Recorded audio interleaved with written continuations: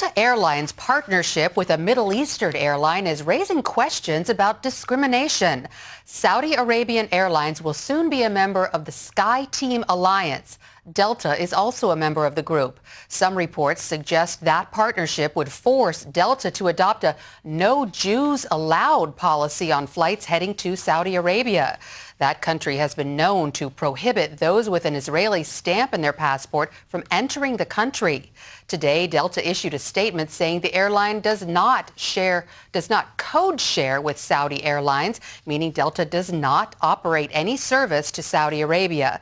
Delta says the agreement only allows its customers to book travel on multiple airlines.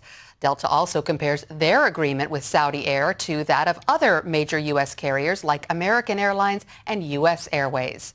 Well, Jordan Sekulow joins us now from Washington. He's with the American Center for Law and Justice to talk about this a little bit more. Jordan, your organization is looking into these reports about Delta possibly discriminating on flights to Saudi Arabia. What are you finding?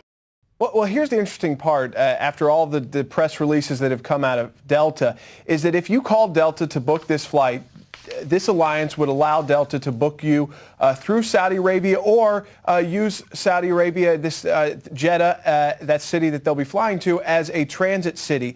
Does the Delta then have to ask you right over the phone, by the way, have you been to Israel? Are you a joint citizen of Israel? Do you plan on bringing a Bible with you? Even if you're just transiting through, never going to leave the Saudi Arabian airport in Jeddah. And then third, are they going to say, and by the way, do you happen to be Jewish? Until 2004, so not too long ago, on Saudi Arabia's tourism website, it actually said, it had a list of people who were not allowed and things that were not allowed. And one of those points was no Jewish people. Now, after pressure from the Bush administration, they took out those terms. But they are one of few countries in the world that ask on your application for a visa what religion you are, which makes it pretty easy for them to determine who's Jewish, who's Christian, and who's Muslim. And so this is not just ramifications for Jewish people. It has ramifications to do with a Christian businessman who may have a economic interest in going there or traveling on a cheaper flight that may stop through Jeddah, and him being told they can't bring a Bible. It, of course, affects women as well. So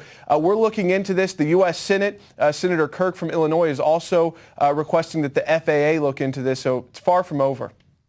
Well, we hear that a lot of these restrictions are frankly very shocking to many Americans. Do you think that these types of restrictions are sort of kept under wraps and not publicized very well on purpose? Yeah, I mean, Saudi Arabia is on paper an ally of the United States. We've saved Saudi Arabia on a number of times with our troops.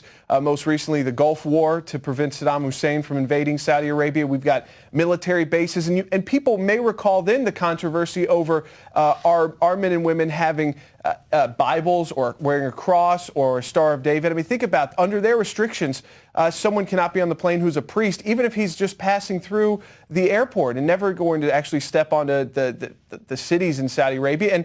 And someone that's wearing a yarmulke, a cross on their neck. I mean, this is, imagine a U.S. airline banning Korans on the plane. That's what Saudi Arabian Airline does. And Delta voluntarily entered into this agreement with them. This was not forced on them. And we now got a press release dating back from a few months ago where Delta said they were honored to have Saudi Arabian Airlines join this alliance. So to act like they had nothing to do with it is just not true. Very interesting. All right, Jordan Sekulow, thanks for being with us.